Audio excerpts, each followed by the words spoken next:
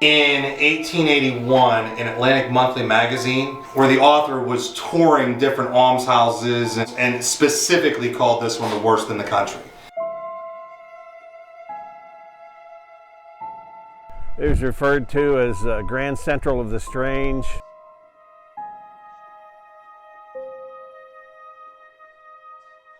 I think there are things that have just found their way here over the years.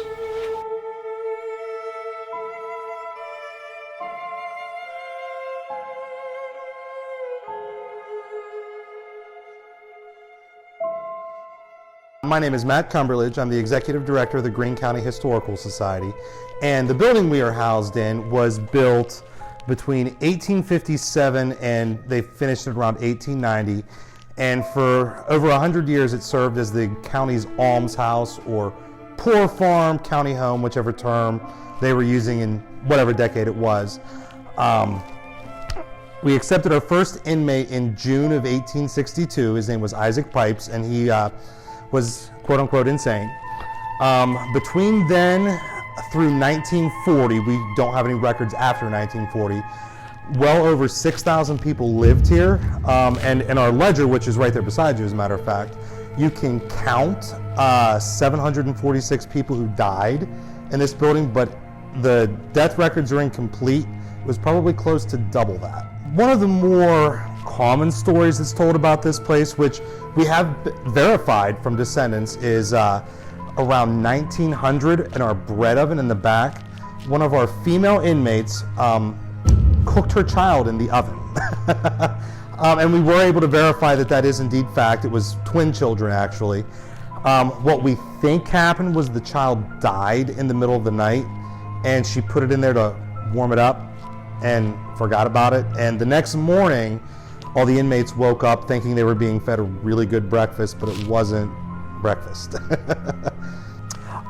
These kind of institutions were just phased out. The last several years this place was open, it had converted more into a nursing home.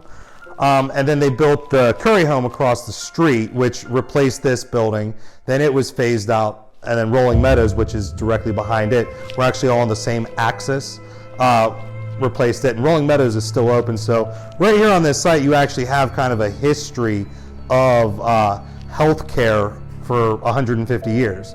You know, and again, it's all on the same east-west axis. It's kind of neat to look at from an aerial view. And then the building was built in phases. Like this part that we're built in now was built in 1857. And then just through that archway, that was built in 1861. And as you kind of get through the layers of the building, you can see where things have been modified and changed, you know, over the course of 100 years. And that's really kind of interesting to see the progression of how the building has evolved. This place is remarkably haunted. We refer to them as the residents. And everyone that's been here for any considerable amount of time, with limited exceptions, has had some sort of experience. We can't really pin a number down on how many, for lack of a better term, entities we have roaming about the place. There's a lot, but when you've had as many people live here, you know, you're going to have that. Some of the more common things, in the back where the bread oven is and where our general store is now, several people, and we've even seen video evidence of her, have seen a woman in a white dress with long white hair.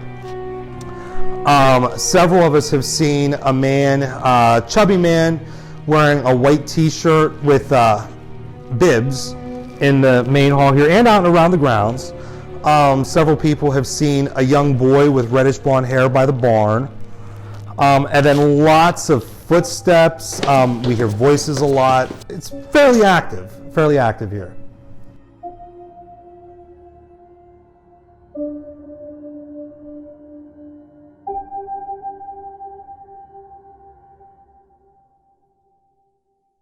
In my opinion, it confirms the Appalachian folk belief of the spirit world, of the other world, and confirms Christianity.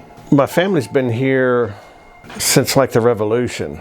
I used to have trouble grasping the connection between people and the land. But the last 10, 15 years, investigating has helped. The history aspect, something that's been under-taught and under-recognized. There's actually quite a rich history here. We weren't taught when I was in school, and I'm assuming they don't teach it now. I've been doing research probably since the 80s. I never really officially investigated anything since about 2006.